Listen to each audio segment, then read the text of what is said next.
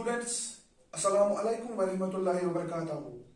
जैसे कि आप जानते ही है कि मैंने इससे पहले भी स्कूल में कुछ यूनिट्स कंप्लीट किए हुए हैं ऑलरेडी, और जूम पे भी मैंने कुछ टॉपिक्स कंप्लीट किए हैं।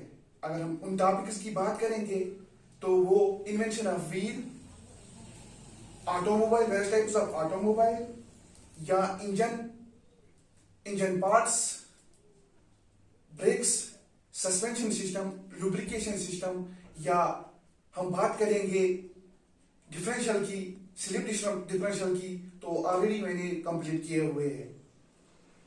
आपको पता ही है सिचुएशन भी खराब है, तो उस वजह से मैंने सोचा कि एक ऐसा टॉपिक उठाया जाए जिसमें आपको उस सिचुएशन से निपटने के लिए कुछ टिप्स भी मिलेंगे। देन आफ्टर दैट आपका उसके साथ साथ अवेयरनेस के साथ साथ आपका एक यूनिट भी कंप्लीट हो जाएगा। चलिए हम देखते हैं वो यूनिट कौन सा है, उस पर हम नजर सानी उसको हम एक्सप्लेन कर लेंगे। अगर हम उस यूनिट की बात करेंगे, वो यूनिट है व्हीकल मेंटेनेंस एंड सर्विसिंग। अगर हम मेंटेनेंस की बात करेंगे तो यहां पर अगर हम देखेंगे, जैसे कि एक इंसान को हाइजीन रहना जरूरी है, same is the case motor vehicle को भी साफ रखना जरूरी है। तो अगर हम बात करेंगे यहां पर मेंटेनेंस की, आपको पता ही है हमारी मोटर व्हीकल एक अनइवन रोड कंडीशंस में चलती है, तो उस अनइवन रोड कंडीशंस में कुछ खराबी भी आ सकती है, कुछ प्रॉब्लम्स भी आ सकती है। उसको दूर करने के लिए यहां पर हमें एक वर्कशॉप की जरूरत पड़ती है। अगर हम वर्कशॉप की बात करेंगे, वर्कशॉप को थोड़ा डिफाइन करेंगे यहां पर, ए रूम और अ building where goods are manufactured or repaired, right? यहां पर मैंने वर्कशॉप की बात की। अगर हम वर्कशॉप की बात कर रहे हैं यहां पर, तो कुछ प्रिकॉशंस का हमें ध्यान रखना है यहां पर, क्योंकि आपको पता ही है जो वर्कशॉप जहां पर सर्विसिंग, जहां पे मेंटेनेंस का काम, तो वहां पे जरूरी प्रिकॉशंस का ख्याल रखना जरूरी है। अगर हम बात करेंगे प्रिकॉशंस की, वर्कशॉप प्रिकॉशंस की, तो वहां पे पहला point, don't run in the workshop. That means हमें दौड़ना नहीं है वर्कशॉप में। अगर हम बात करेंगे वर्कशॉप की, तो यहां पर ऑलवेज वियर एन एप्रन, यानी कि हमें एप्रन पहनना है। चलिए मैं दिखाता हूं आपको एप्रन किस टाइप का होता है। मैं जरूरी ये नहीं कहूंगा कि यही एप्रन है, लेकिन थोड़ा सा आइडिया दे दूंगा यहां पर कि एप्रन के बारे में। चलिए मैं अब आपको दिखाता हूं एप्रन। एक एप्रन का आइडिया अगर हम देखेंगे तो इस टाइप का एप्रन होता है, ब्लू और ब्लैक। यहां पर दो पॉकेट्स होते हैं। ड्यूरिंग ऑपरेशन जो भी हम सर्विस या मेंटेनेंस करते हैं, उस टाइम पे हमारे पास आइटम्स, हमारे पास इंस्ट्रूमेंट्स हाथ में होते हैं, तो उनको रखने के लिए यहां पर दो पॉकेट्स होते हैं। आप देख सकते हैं यहां पर मेरे पास जो मैंने पहना हुआ है, ऐसा टाइप का एप्रन होता है। Thank you. अगर हम वर्कशॉप की बात करेंगे तो यहां पर हमारा आता है वियर स्ट्रॉन्ग शूज। अगर हम शूज की बात करें, जूते की बात करें, तो किस टाइप का जूता पहनना है हमने, वो हमने देखना है। चलिए मैं आपको दिखाता हूं किस टाइप का, आइडिया थोड़ा देता हूं, क्योंकि मेरे पास अवेलेबल नहीं है रिसोर्सेज, लेकिन थोड़ा सा दिखाऊंगा, आइडिया दे दूंगा आपको कि किस टाइप का शूज आपको पहनना है during operation, during maintenance, during service, in the industry, in the workshop. अगर हम बात करेंगे शूज की, तो मैंने ये नया ही शूज लाया था, तो अब आपको दिखाऊंगा कि वर्कशॉप में किस टाइप का शूज पहनना चाहिए हमें। तो अगर हम यहां पे देखेंगे, यहां पर ग्रिप होना जरूरी है, एक वाटरप्रूफ होना जरूरी है, एक फायर प्रूफ होना जरूरी है। आप देख सकते हैं ये शूज इस टाइप का शूज होता है। मैं मटेरियल की बात नहीं कर रहा हूं यहां पर, क्योंकि मटेरियल थोड़ा डिफरेंट भी होता है, लेकिन अगर बात करेंगे ग्रिप की, अगर बात करेंगे यहां पर फायर प्रूफ की, अगर बात करेंगे वाटर प्रूफ की, no doubt this is an waterproof, but I don't know this is an fireproof और not, but this shoes is full waterproof, 100% waterproof है ये शूज। तो यहां पर इसकी ग्रिप देख लीजिए, क्योंकि स्लिप का खतरा हो सकता है, लेकिन ग्रिप देखना जरूरी है हमें, एक फायर प्रूफ देखना जरूरी है हमें, एक वाटरप्रूफ देखना जरूरी है। ये मैंने आपको दिखाया कि किस टाइप का शूज आपको पहनना चाहिए ड्यूरिंग ऑपरेशन। अगर हम वर्कशॉप की बात करेंगे तो यहां पर वर्कशॉप प्रिकॉशंस की बात करेंगे तो यहां पर एक और पॉइंट आता है हमारे पास, टाई अप लॉन्ग हेयर्स। जिसके पास ज्यादा बाल होंगे तो उनको बांध करके रखना है। यहां पर एक और हमारा पॉइंट है, रोल अप स्लीव्स। जैसे कि मेरे पास ये स्लीव्स जो है, जो मैंने ऐसे रखे हुए हैं ड्यूरिंग ऑपरेशन, इनको ऊपर रखना है हमें यहां पर, तो क्योंकि ये किसी में भी फंस सकता है। मैंने इससे पहले भी आपको अपन दिखाया था, उसके जो स्लीव्स थे वो हाफ ही थे, बिकॉज आपको पता है ये ऑपरेशन मशीन में कोई भी ऑपरेशन होगा, कोई भी मेंटेनेंस सर्विस होगी, किसी में भी ये स्लीव फंस सकता है, तो उसके लिए हमें इनको ऊपर रखना है। यहां पर ये पॉइंट भी कंप्लीट हो गया है हमें। यहां पर एक और पॉइंट है, never work alone in workshop, यानी कि हमने एज टीम यहां पे काम करना है, हमें यहां पर एज ए टीम काम करना है। फिर से मैं आपको कहूंगा, as a team, as a family हमने यहां पर काम करना है। उसको हम क्या कहेंगे? Team work. वो भी मैं आपको आगे आगे डिफाइन करूंगा कि टीम वर्क या यूनिटी की अगर हम बात करेंगे, यहां पर यही टीम वर्क हमने इस वर्कशॉप में देखना है कि अलोनली हमने कोई भी काम किसी मशीन के साथ हाथ नहीं लगाना है तब तक जब तक कि हमारा इंस्ट्रक्टर हो, हमारा टीचर हो, या कोई भी जो भी वहां पे डिमॉन्स्ट्रेटर हो, वो हमें पहले इसकी गाइडेंस प्रॉपर्ली ना दे, तब तक हमें यहां पर अलोनली काम नहीं करना है। उसके बाद अगर हम देखेंगे यहां पर, ऑलवेज वियर गॉगल्स। वैसे तो गॉगल्स सबके पास होती है, लेकिन इस वक्त मेरे पास गॉगल्स अवेलेबल नहीं है, अदरवाइज मैं आपको इसका भी थोड़ा आइडिया देता। ऑलवेज वियर गॉगल्स, यानी कि गॉगल्स हमें पहनने हैं ड्यूरिंग, अगर हम ऑपरेशन की बात करेंगे, यहां पर अगर हम वेल्डिंग की बात करेंगे या कोई भी सर्विस मेंटेनेंस की बात करेंगे, तो यहां पे हमने गॉगल्स पहनना जरूरी है। तो इसके बाद एक और पॉइंट आता है हमारा turn the machine of before cleaning. यहां पर ये क्लीनिंग का पॉइंट जो है, सफाई से इंसान है, कलीज और गंदा तो हैवान है। ये जरूरी नहीं है कि खाली हमने मशीन को साफ रखना है, हमने पूरे वर्कशॉप को साफ रखना है। लेकिन यहां पर पॉइंट आता है टर्न द मशीन ऑफ, यानी कि हमने बंद रखनी है मशीन को, पहले उसको साफ रखना है, उसके बाद मशीन को ऑपरेट करना है। ये रहा आपका यहां पर ये पॉइंट, ये भी हमारा कंप्लीट हो गया है। उसके बाद एक और पॉइंट है, always listen to the teacher, यानी कि जो आपका डिमॉन्स्ट्रेटर की बात करूं मैं, इंस्ट्रक्टर की बात करूंगा मैं, या टीचर की बात करूंगा मैं, उसका सुनना है। देन आफ्टर दैट अब हमको काम करना है।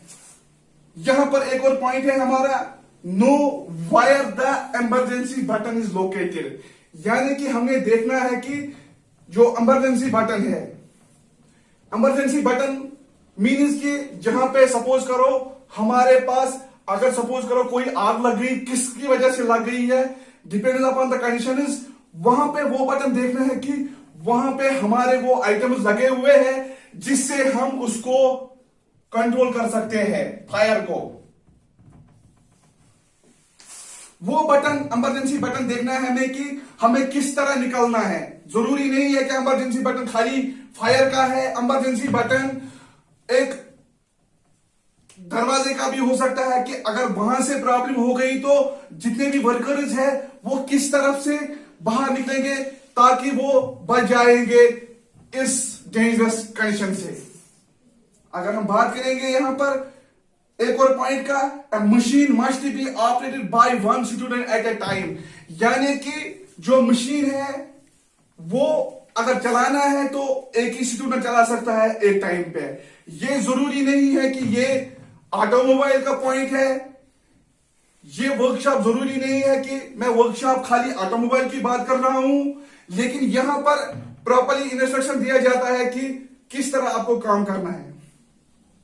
यहां पर एक और पॉइंट है हमारा, सपोज करो वर्कर्स काम कर रहे हैं, किसी मशीन में प्रॉब्लम आ गई, report any damage done to the machine, यानी कि हमने रिपोर्ट करना है कि किस मशीन में डैमेज हुआ है, अगर मशीन में डैमेज हो गया तो हमारा प्रोसेस रुक जाएगा यहां पर।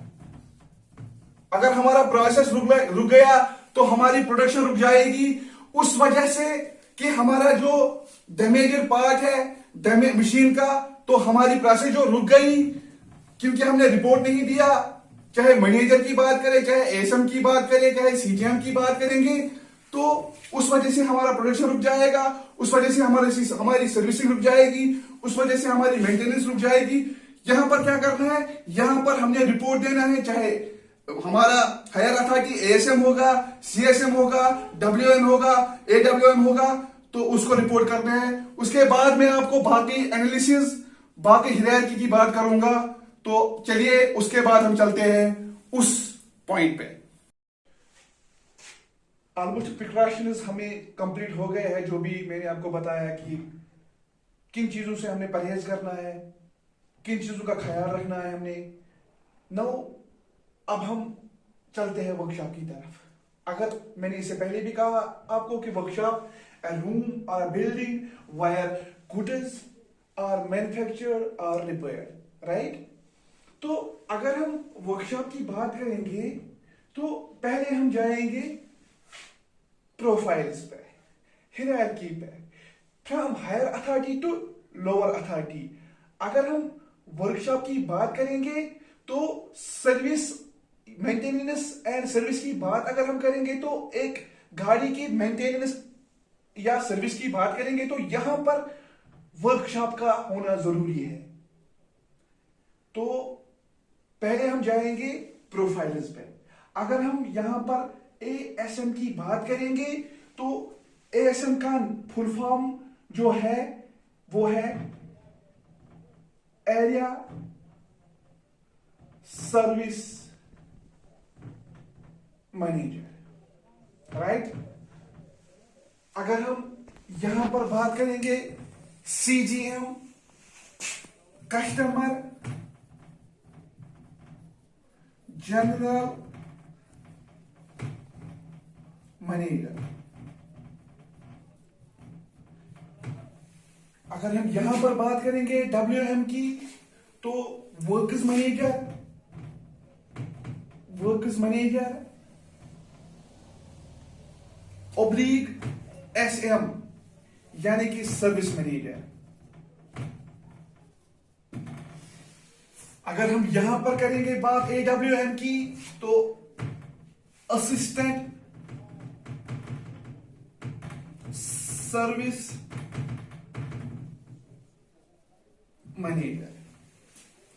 अगर हम यहां पर बात करेंगे तो SERVICE सर्विस एडवाइजर, राइट। अगर हम यहां पर बात करेंगे तो फोरमैन। अगर हम यहां पर बात करेंगे T1 का मतलब क्या है, यानी कि technician one, technician 2, technician 3, technician 4, right, या टेक्नीशियन 5। अगर हम एरिया सर्विस मैनेजर की बात करेंगे तो ये एरिया सर्विस मैनेजर प्रॉपरली देखता क्या है, management as well as technical, right. ये जो इसको जो जिसने रिक्रूट किया होता है, अब समझ लीजिए एक कंपनी ने इसको रिक्रूट किया हुआ है। ये एएसएम नॉर्थ या और साउथ का हो सकता है। अगर हम एरिया सर्विस मैनेजर की बात करेंगे, मैंने यहां पर पॉइंट लिखे हैं, management as well as technical. That means ये सेल्स को भी देखता है और सर्विस को भी देखता है। दैट मीन्स अगर कोई भी मैन्युफैक्चरिंग डिफेक्ट होगा अगर मेरी कंपनी से गाड़ी आ गई, मैं डीलरशिप की बात कर रहा हूं यहां पर, जहां पे सर्विस और मेंटेनेंस की बात कर रहा हूं मैं यहाँ पे, तो वो वर्कशॉप में भी होता है। तो यहाँ पर अगर कंपनी की बात करेंगे, एएसएम एरिया सर्विस मैनेजर की बात करेंगे, दोनों देखता है, management as well as technical. यानी कि अगर मैन्युफैक्चरिंग डिफेक्ट या कोई भी प्रॉब्लम होगी तो as a service manager technical भी देखता है। तो ये रही बात, इसको हायर किया होता है कंपनी ने। देन आफ्टर दैट ये इसका पूरा कंट्रोल रहता है। जितने भी नॉर्थ या साउथ में डीलरशिप या टास्क की बात करेंगे, अथॉराइज्ड सर्विफिकेशन की बात करेंगे, इसका कंट्रोल रहता है सब भी पे, चाहे ये नॉर्थ में होगा, साउथ में होगा, east west what ever is, जहां पे भी होगा ये उस एरिया को ये देखता है प्रॉपरली। उसके बाद हमारा आता है सर्विस की बात कर रहा हूं मैं, डायरेक्टर वायरेक्टर administration whatever is, that is secondary question. Here is as customer general manager. Customer general manager अगर उसकी बात करेंगे हम, एक तरफ से मैनेजमेंट देखता है प्रॉपरली, और अगर ज्यादा प्रॉब्लम्स आ गई तो टेक्निकल देखता है। Now the point is technical कैसे देख पाएगा ये? टेक्निकल देखता है दूसरे एंगल से, यानी कि how to convert customer into client.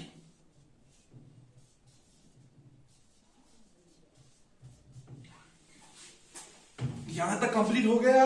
अब यहां पर बात कर लेंगे works manager oblique service manager की।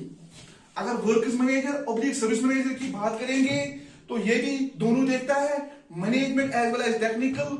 मैन्युफैक्चरिंग डिफेक्ट होगा या वारंटी का इशू होगा तो works manager service manager properly देखता है, management as well as technical. यहां पर असिस्टेंट सर्विस मैनेजर की बात करेंगे, सेम इज द केस। यहां पर ज्यादा काम आ गया वर्क्स मैनेजर पे तो डेफिनेटली पहले तो असिस्टेंट वर्क्स मैनेजर ही करता है ताकि वर्क्स मैनेजर पे बात ना आए। यहां पर assistant works manager both management as well as technical देखता है। उसके बाद हमारा आता है सर्विस एडवाइजर। सर्विस एडवाइजर की बात करेंगे तो ये यहां पर कस्टमर को यहां पर अटेंड करता है।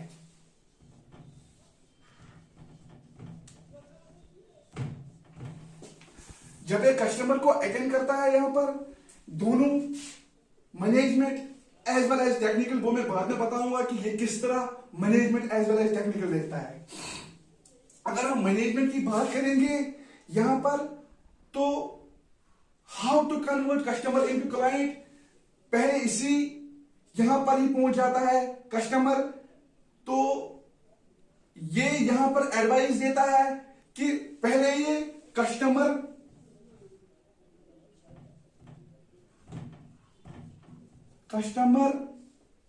वॉइस रिकॉर्ड कर लेता है, कस्टमर वॉइस रिकॉर्ड कर लेता है।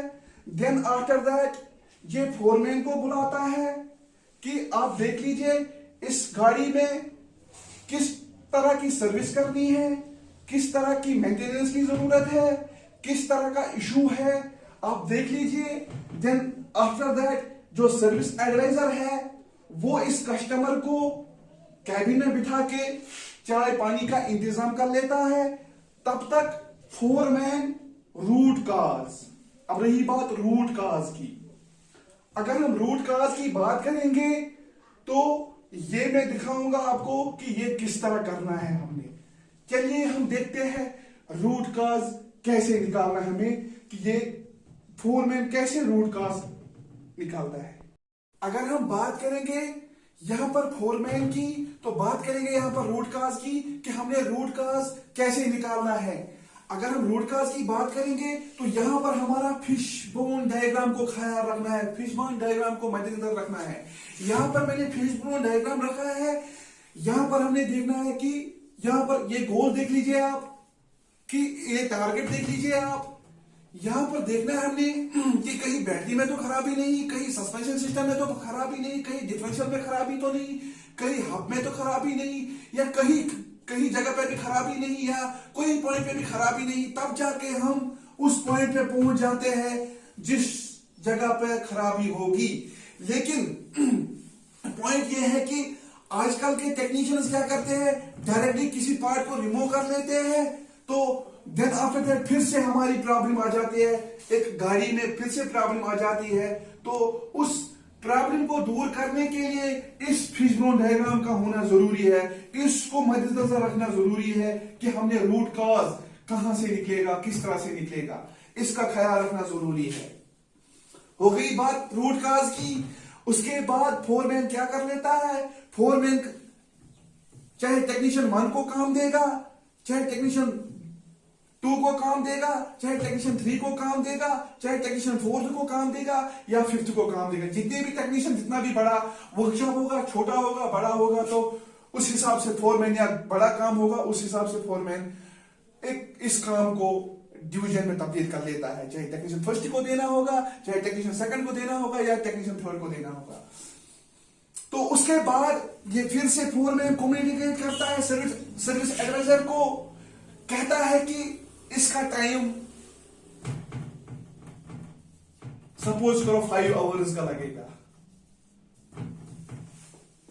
तो उसके बाद जब सर्विस एडवाइजर इसको कहता है कि इसमें ऐसे ऐसे आइटम्स लगेंगे, ऐसे ऐसे पार्ट्स लगेंगे, तो सर्विस एडवाइजर यहां पर फिर से कस्टमर के साथ कम्युनिकेट कर लेता है, उसी कैबिन में जाता है जहां पर वो बैठा होता है, क्योंकि उसको वर्कशॉप में जाने अलाउड नहीं है as per secrecy, as per rules, as per regulations. तो सर्विस एडवाइजर क्या करता है, यहां पर सर्विस एडवाइजर गया, कस्टमर के पास गया और उसके साथ बात कर ली, कहा उसको कि टाइम कन्फर्मेंस की बात, time conformance, cost conformance, delivery, right. यहां पर अगर हम टाइम कन्फर्मेंस की बात कर लेंगे, ये कस्टमर को कहता है कि अगर वो 10 बजे आता है तो ये उसको कहता है 12 बजे आपकी गाड़ी तैयार हो जाएगी।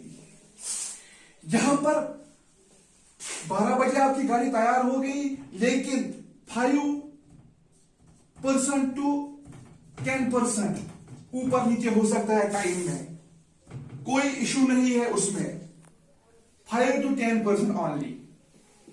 यहां पर अगर हम कॉस्ट कन्फर्मेंस की बात करेंगे तो कॉस्ट कन्फर्मेंस सेम, ये कस्टमर को कहता है 40,000 या 50,000, यहां पर भी 5% to 10% ऊपर नीचे हो सकता है। तो यहां तक कंप्लीट हो गया। तो अगर हम बात करेंगे अब टेक्नीशियंस की, यहां पर पॉइंट आता है जो जापानीज वर्ड है पोकाई ओकाई। अगर हम पोकाई ओकाई की बात कर लेंगे, मिस्टेक प्रूफिंग, यानी कि गलती से भी गलती ना हो। तो ये भी एक इंडस्ट्री में यूज होता है, एक डिजाइनर ने ऐसा पार्ट बनाया होता है, अगर इसको फिक्स करेंगे किसी और हिसाब से तो वो फिक्स नहीं होता है। कितना भी टेक्नीशियन गलती करेगा तो यहां पे गलत नहीं हो जाएगा। ये रही बात पोकाई ओकाई की। तो अब रही बात सिक्योरिटी की। जो ही गाड़ी वर्कशॉप में यहां से एंटर हो गई,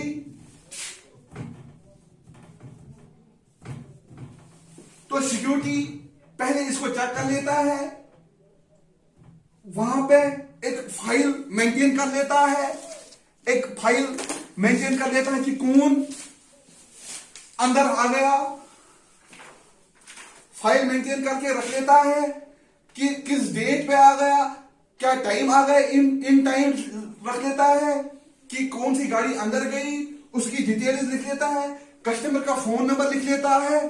तो उसके बाद हैंड ओवर कर लेता है इस व्हीकल को सर्विस एडवाइजर को। तो ये रही बात यहां पर हिरार्की की। जब जितने भी एम्प्लॉयज होते हैं, जितने भी वर्कर्स होते हैं, उनकी बात मैंने from higher authority to lower authority की है। नाउ द पॉइंट इज, अगर हम यहां पर बात करेंगे एएसएम की, सीजीएम की, डब्ल्यूएम की, एडब्ल्यूएम की, सर्विस एडवाइजर की, तो यहां पर क्या है, यहां पर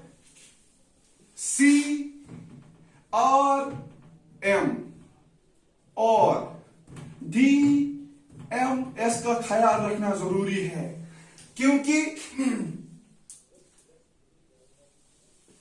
कस्टमर रिलेशनशिप मैनेजमेंट या डीलर मैनेजमेंट सिस्टम की बात करेंगे, full form of CRM DMS, customer relationship management, या बात करेंगे डीलर मैनेजमेंट सिस्टम या डाटा मैनेजमेंट सिस्टम। तो अगर बात करेंगे इन दोनों की, DMS की बात अगर करेंगे तो ऑनलाइन सिस्टम है, सॉफ्टवेयर है। अगर टाटा की बात करेंगे सिबल, SIEBLE, सिबल। तो सिबल सॉफ्टवेयर है, 2.0 और समथिंग है वो। तो सिबल की बात करेंगे, एक सॉफ्टवेयर है जिन्होंने ये सॉफ्टवेयर बनाया है। काम क्या है इस सॉफ्टवेयर का? नाम सॉफ्टवेयर का सिबल। यहां पर बात करेंगे DMS की, डीलर मैनेजमेंट सिस्टम या CRM की बात कर लेंगे। तो यहां पर अगर बात कर लेंगे तो ये सब पे अप्लाई होता है। या एलएस सर्विस मैनेजर की बात करें, CGM की, कस्टमर जनरल मैनेजर की बात करें, वर्कर्स मैनेजर की बात करें, या बाकी यहां तक जितने भी आते हैं वो इसका इस्तेमाल करते हैं। तो DMS की अगर हम बात करेंगे तो यहां पर एडवाइजर, जिन्होंने यहां पर कस्टमर वॉइस रिकॉर्ड की है, तो ये वही लिखता है इस DMS में। ऑनलाइन सिस्टम जो सिस्टम थ्रू चलता है, ऐसे टाइप का सिस्टम होता है, तो उसमें सिविल सॉफ्टवेयर डाउनलोड किया जाता है या कंपनी से मंगवाते हैं, डिपेंड्स अपॉन कंडीशंस की किस तरह मंगवाते हैं। तो यहां पर सिविल का इस्तेमाल किया जाता है, सॉफ्टवेयर होता है वो।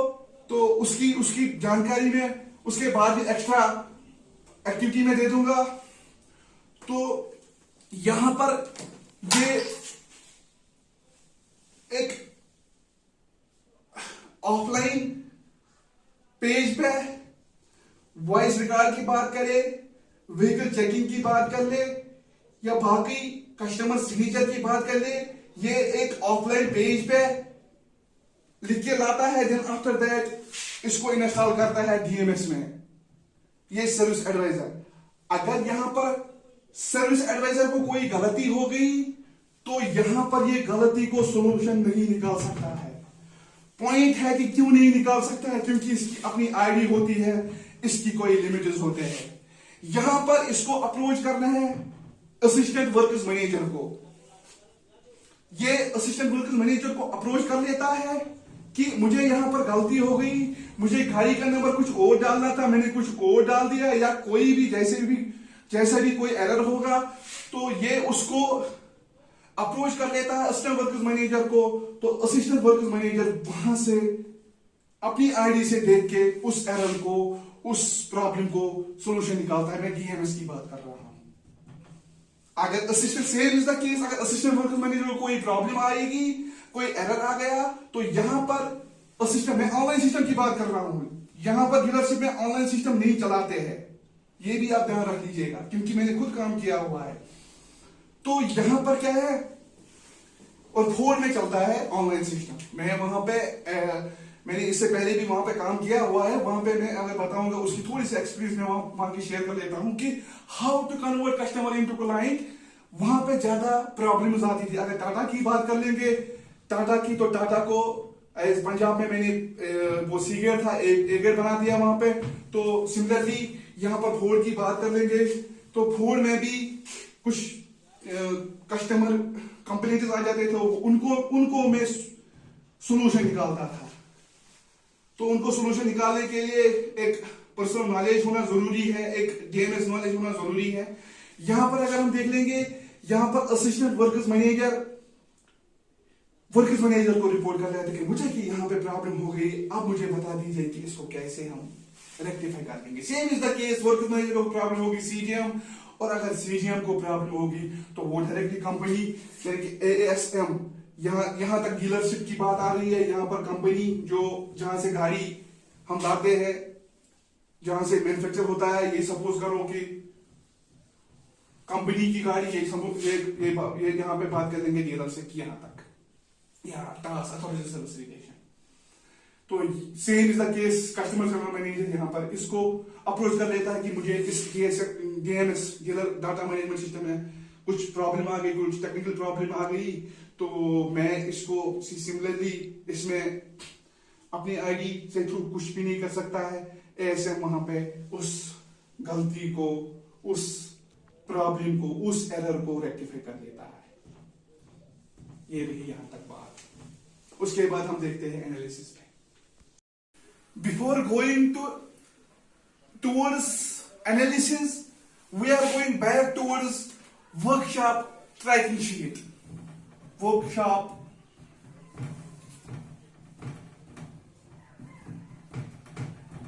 Trekking sheet.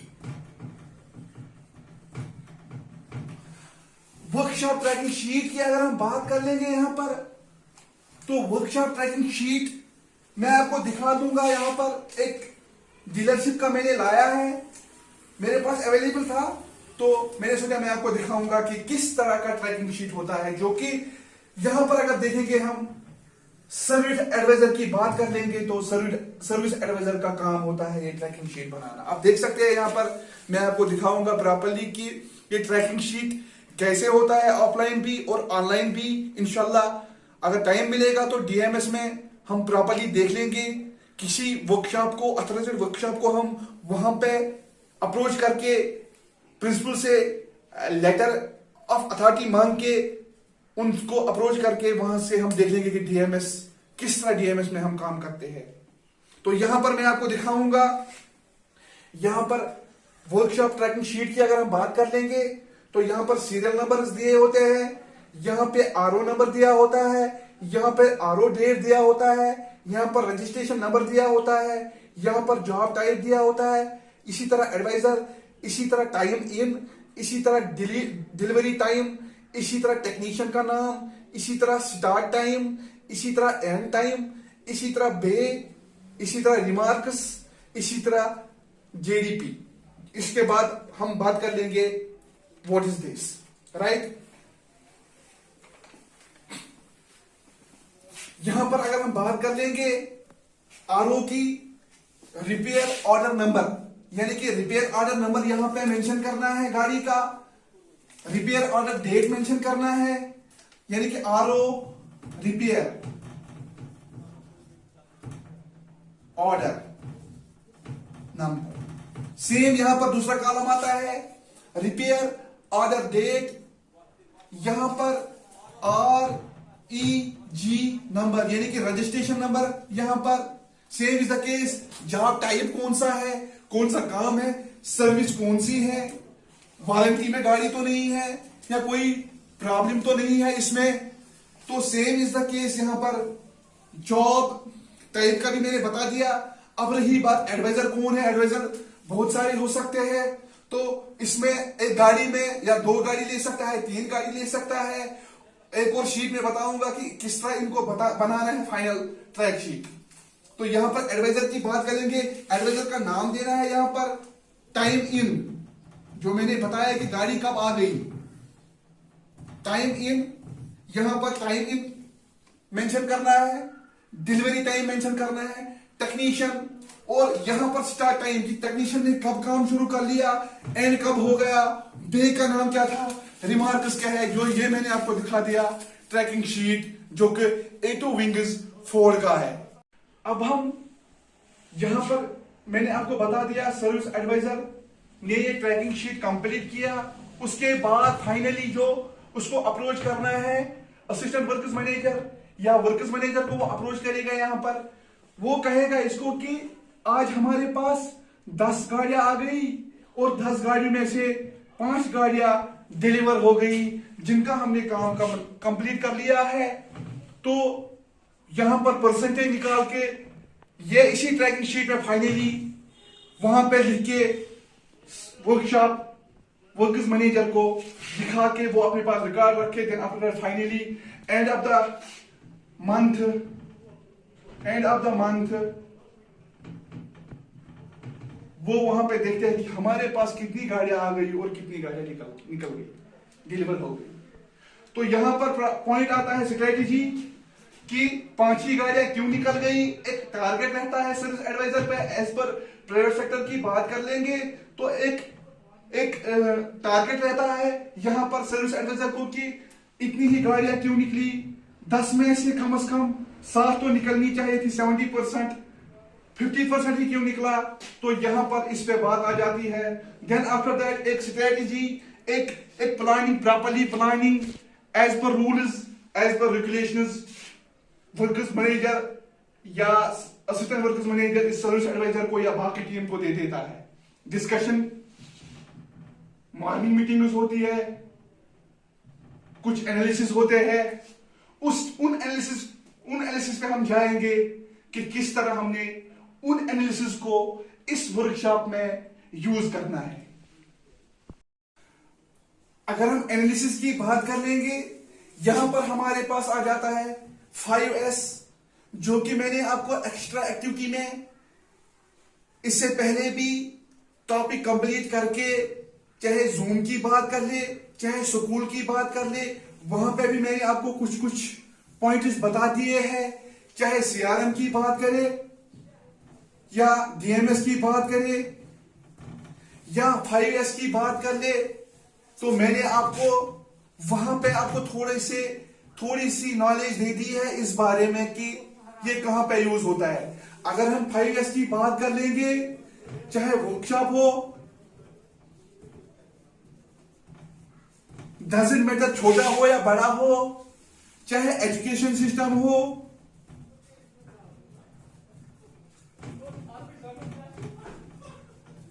चाहे हेल्थ डिपार्टमेंट हो,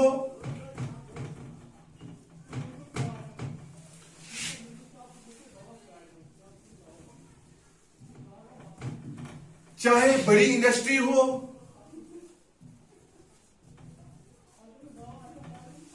या चाहे छोटी इंडस्ट्री हो, स्मॉल,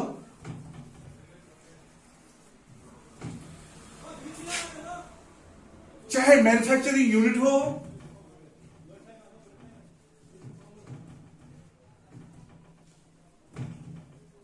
अगर मैन्युफैक्चर की बात करेंगे यहां पर, और वर्कशॉप की या सर्विस मेंटेनेंस की बात कर लेंगे, यहां पर मैंने आपको पहले ही इस मैन्युफैक्चर के बारे में बता दिया है कि automobile engineering is the branch of engineering which deals with design.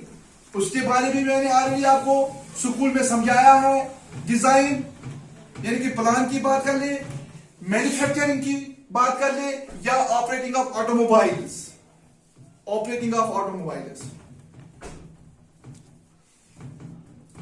इस बारे में मैंने आपको समझाया था स्कूल में ही कि automobile engineering is a branch of engineering which deals with design, manufacturing and operating of automobiles, right.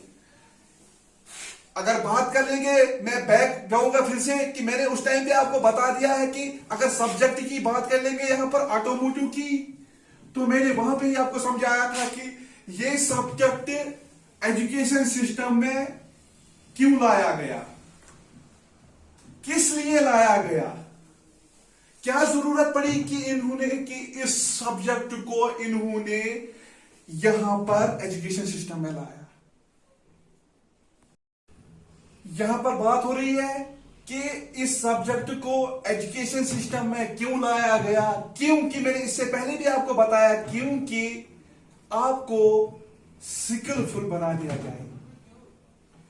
यहां पर इसलिए मैंने आपको ये पॉइंट्स पहले ही दिए हुए थे, और इस टॉपिक को मैंने इस वक्त इसलिए चुना है क्योंकि ये टॉपिक मेनली क्लीननेस की बात कर ले, सफाई से इंसान है। फिर से मैं कह रहा हूं, सफाई से इंसान है, गलीज और गंदा तो हैवान है। साफ रहना है हमने। अगर हमें अपने आप को साफ रखना है, सिमिलरली एक ऑटोमोबाइल, एक मोटर व्हीकल को भी साफ रखना जरूरी है, एक मेंटेन रखना जरूरी है। आपको पता ही है सिचुएशन ऐसी है कि हमने साबुन से हाथ धोने हैं, हमने सैनिटाइजर का इस्तेमाल करना है, हमने मास्क का इस्तेमाल करना है, सेम इज द केस, इस ऑटोमोबाइल की बात कर लेंगे, ऑयल चक या फिल्टर की बात कर लेंगे। वो बाद में दिखाऊंगा मैं आपको कि उसमें एक चोक भी होता है कि किस टाइम पे हमने वो रिप्लेस करना है। वो आगे आगे जाएंगे, पहले हम इस वर्कशॉप को कंप्लीट करके उसके बाद हम वहां पे जाएंगे। तो यहां पर बात आ गई एनालिसिस की। ये भी मैंने आपको दिखाया था कि कहां पे यूज होता है। तो यहां पर बात कर लेंगे, ये 5S है क्या? 5S जापानीज ने इस, चाहे इंडस्ट्री की बात कर ले, चाहे एजुकेशन सिस्टम की बात कर ले, हेल्थ की, या मैंने इससे पहले भी कहा big industry, small industry, health department, कोई भी एजुकेशन सिस्टम हो तो ये वहां पे अप्लाई होता है। ये अब पॉइंट है कि अप्लाई कैसे होता है। 5 एसेस है, यानी कि जापानीज एसेस है, जापानीज लैंग्वेज में इन्होंने इनको, और फिर हम इसको इंग्लिश में भी कन्वर्ट कर लेंगे। यहां पर जापानीज सीरी, दैट मीन्स वन पॉइंट, यानी कि शॉर्ट। इंग्लिश में अगर हम इसको डिफाइन कर लेंगे, इंग्लिश में अगर हम इसकी मीनिंग लिख लेंगे तो शॉर्ट है यहां पर। यहां पर दूसरा है सीटोन, यानी कि सेकंड ऑर्डर। यहां पर सीसो, यानी कि शाइन। सिकिसो, यानी कि स्टैंडर्डाइज।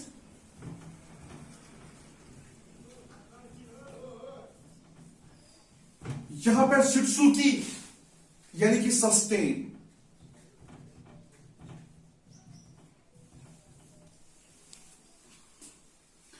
एक प्रैक्टिकल नॉलेज यहां पर फिर से मैं बैठ जाता हूं, यहां पर फिर से आपको रिवाइज कर लेता हूं एक और पॉइंट। यहां पे मैंने पोकायोकाई की बात कर ली थी, जब मैंने आपको बताया था कि, फिर से मैं रिवाइज में जाता हूं, फिर से मैं बैठ जाता हूं कि मैंने कहा था कि गलती से भी गलती ना हो। मैं आपको प्रैक्टिकल एग्जांपल देता हूं यहां पर। यहां पे इस टॉपिक को यहां पे रहने दीजिए, फिर मैं वापस यहां पे जाता हूं, क्योंकि ये पॉइंट मुझे रहा था वहां पे। तो अगर हम पोकायोकाई की बात कर लेंगे, मेरे पास एक पोल है। अगर हम इस पोल को देख लेंगे, इसको डिजाइनर ने ऐसे बनाया हुआ है कि गलती से भी गलती नहीं हो जाएगी। अगर हम इसको यहां से फिक्स कर लेंगे, ये फिक्स नहीं हो जाएगा। तो ये इसका तरीका क्या है, इसको यहां से फिक्स करना है। इट मीन्स कि इस तरफ से फिक्स नहीं हो जाएगा। अगर सपोज करो कोई बंदा गलती भी कर लेगा तो गलत नहीं हो जाएगा। तो यहां पर बात कर लेंगे, या यहां पर ये फिक्स नहीं हो जाएगा, यहां पर ही फिक्स करना है।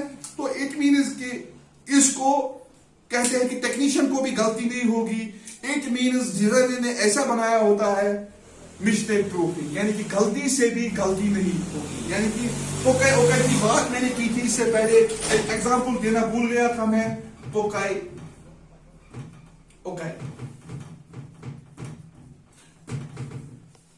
Same is the case automobile में भी, चाहे गियरबॉक्स की बात कर ले या बाकी पार्ट्स की बात कर लेंगे, वहां पे भी सेम ऐसे ही ये जापानीज टर्म यूज होती है। और बात कर लेंगे, यहां पर फिर से वापस आएंगे इस पॉइंट पे कि 5S की बात कर लेंगे। सीरी मैंने आपको बताया कि एक जापानीज कि हमारा रिजल्ट एक बेहतर, एक अच्छा कैसे निकलेगा। एक इंडस्ट्री की बात कर ले, एक एजुकेशन सिस्टम की बात कर ले। यहां पर सीरी यानी कि सॉर्टिंग, सीरी, सीटोन, सीसो, सिकित्सो एंड सित्सुकी, यानी कि sort, second order, shine, standardise, sustain. अगर हम बात कर लेंगे वर्कशॉप या एजुकेशन में कि सॉर्ट हमने कैसे करना है, अगर हम सॉर्ट की बात कर लेंगे यहां पर, तो सॉर्टिंग हमने देखना है कि मैंने इससे पहले भी आपको स्कूल में समझाया था कि हमने सॉर्टिंग कैसे करनी है। हमारे पास आइटम्स आ गए हैं, जो जो आइटम्स हमें जरूरत पड़ेगी उसको हम नीडेड में रख देंगे और अननीडेड आइटम्स को अलग रख देंगे। तो नीडेड आइटम्स को एक तरफ रख लेंगे और अननीडेड आइटम्स को एक तरफ रख लेंगे। तो नीडेड आइटम्स जो भी है हमारे, तो उनको हमने साइड में रख लिया। अब रही बात अननीडेड आइटम्स की, उनको हम टैगिंग कर लेंगे। ग्रीन है रेड से, रेड का मतलब है इसको डिस्पोज करना है, और ग्रीन का मतलब है कि इस वक्त इनकी जरूरत नहीं पड़ेगी, किसी अगले महीने या अगले साल में इनकी जरूरत पड़ेगी। ये नीडेड और unneeded. Same is the case अगर हम बात कर लेंगे एजुकेशन सिस्टम की, लाइब्रेरी की बात कर लेंगे, सपोर्ट्स की बात कर लेंगे, जहां पर हम आइटम्स रखते हैं, या यहां पर एसओ बैठता है या वो फाइलें रखता है, किस तरह वो फाइलें रखनी है, यहां पर इस फाइलें का इस्तेमाल होता है। बाकी सेट इन ऑर्डर में रखने हैं, सीसो शाइन कैसे साफ रखना है। मैंने पहले भी कहा सफाई से इंसान इंसान है, गलीज और गंदा तो हैवान है। मकसद इस टॉपिक का यही है कि कैसे हमने साफ रहना है, कैसे हम ऑटोमोबाइल सेक्टर को साफ रख लेंगे, कैसे हम एजुकेशन सिस्टम को साफ रख लेंगे, कैसे हम इंडस्ट्री को साफ रख लेंगे, कैसे हम हेल्थ डिपार्टमेंट को साफ रख लेंगे। यहां पर दूसरी एनालिसिस काइजन, यानी कि कोई हमारा टेक्नीशियन वीक होगा, उस वर्कर को ट्रेनिंग देना है, उस वर्कर को समझाना है कि भाई साहब आपको इस तरीके से काम करना है, सिखाना है उसको। ये काइजन एनालिसिस वहां पे अप्लाई होती है। उसके बाद मैं जाता हूं दूसरी एनालिसिस पे, तो वो मैं दिखाता हूं इसके बाद। अब हम यहां पर बात कर लेंगे एक और एनालिसिस की, दैट इज ABC एनालिसिस। अगर हम ABC एनालिसिस पे बात कर लेंगे, यानी कि always better control, always better control, यानी कि ये ABC एनालिसिस वर्कशॉप पे कहां पे यूज होता है। यहां पर बात कर लेंगे इन्वेंट्री की। अगर हम इन्वेंट्री की बात कर लेंगे तो वहां पे हमारे आइटम स्टॉक्स अवेलेबल होता है। तो वहां पे क्या होता है, A category, B category and C category.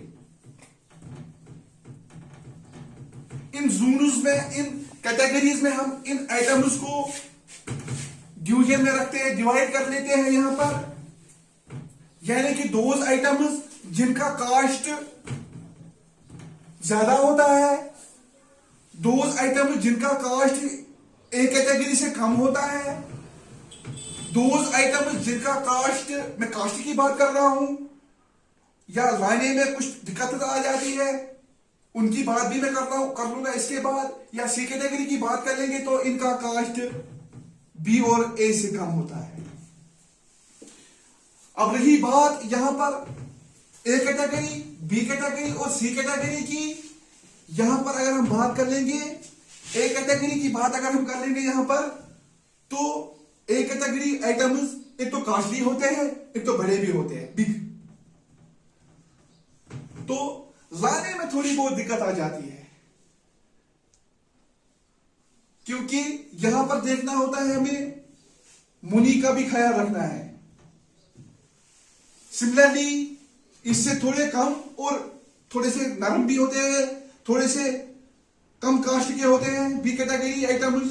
तो अगर सपोज करो ये आइटम हमारे पास एक अवेलेबल होगा, रख सकते हैं हम एज पर एबी एनालिसिस के हिसाब से हम एक ही आइटम या दो आइटम को रख सकते हैं, एज पर डिपेंड्स अपॉन कि हमारा वर्कशॉप कितना बड़ा और कितना छोटा है। Same is the case B category, दो आइटम या तीन item, it depends upon consent कितना बड़ा हमारा वर्कशॉप है। और सी कैटेगरी आइटम्स ज्यादा महंगे नहीं होते हैं।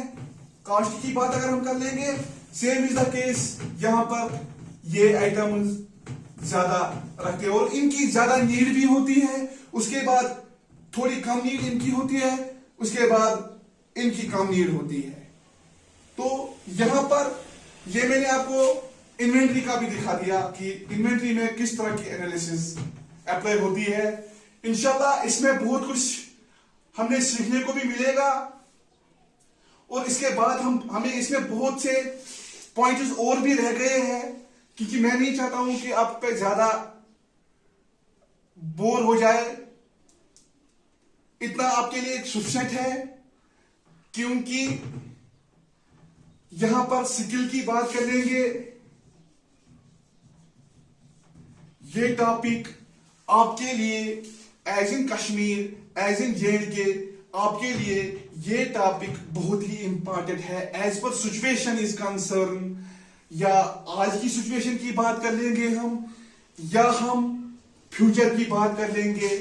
ये सब्जेक्ट, ये टॉपिक की बात अगर मैं कर लूंगा, ये टॉपिक आपके लिए बहुत ही फायदेमंद टॉपिक है। मैं बाकियों की भी बात, वो भी गलत टॉपिक नहीं है, वो भी अच्छी टॉपिक है, लेकिन as per situation is concern this topic is more important than others as per my experience is concern. क्योंकि different peoples have different thinking. मैं उनकी बात नहीं कर रहा हूं, मैं अपनी बात कर रहा हूं कि more important than other units. इसलिए मैंने आज के सिचुएशन के हिसाब से आपको ये टॉपिक मैंने आपके साथ आज इसलिए डिस्कस किया है, क्योंकि मैंने इससे पहले भी कहा है कि सफाई से इंसान है, गलीज और गंदा तो हैवान है। सेम एक ऑटोमोबाइल, एक एजुकेशन सिस्टम, एक इंडस्ट्री को साफ रखना है, एक जिस तरह अपने आप को साफ रखना है, उसी तरह एक ऑटोमोबाइल मोटर व्हीकल की बात कर लेंगे तो मेंटेनेंस और सर्विस रखना, एक वर्कशॉप में एक साफ रखना हमारा फर्ज बनता है। यहां पर हमने एनालिसिस कंप्लीट किए हैं। अगर हम बात कर लेंगे प्रॉपरली इस यूनिट की, व्हीकल मेंटेनेंस एंड सर्विसिंग की, तो यहां पर वर्कशॉप का पूरा अगर हम देख लेंगे, चाहे प्रिकॉशंस की बात कर लेंगे, चाहे एनालिसिस की बात कर लेंगे, चाहे सॉफ्टवेयर की बात कर लेंगे, CRM DMS की बात कर लेंगे, या ABC एनालिसिस की बात कर लेंगे, या पुकाई की बात कर लेंगे, या रूट कॉज की बात कर लेंगे। ऑलमोस्ट हमने कंप्लीटली किया हुआ है। अगर आपको कोई भी दिक्कत आ जाएगी इसको समझने में, तो मेरा नंबर 700-6422-646 पे भी आप कांटेक्ट कर सकते हो मुझे, चाहे इंडिविजुअली करना होगा 646, राइट। तो यहां पर मैं आपको मेल आईडी भी दे दूंगा, NAJEEBULREHMAN86@gmail.com।